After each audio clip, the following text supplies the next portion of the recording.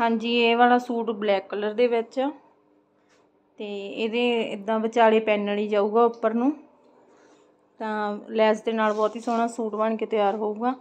इदां इहदे फ्रंट ते आऊगा ते बाहां ते इदां फ्लावर आऊगा। नाल इहदे नाल जे प्लाजो बनाउणा प्लाजो, तां उदां जे सलवार बनाउणी सलवार दी मूरी ते इदां आऊगा वर्क। ये जॉर्जट दे विच ब्लैक कलर दा सूट है, ये बहुत ही सोहनी कढ़ाई कीती हुई है।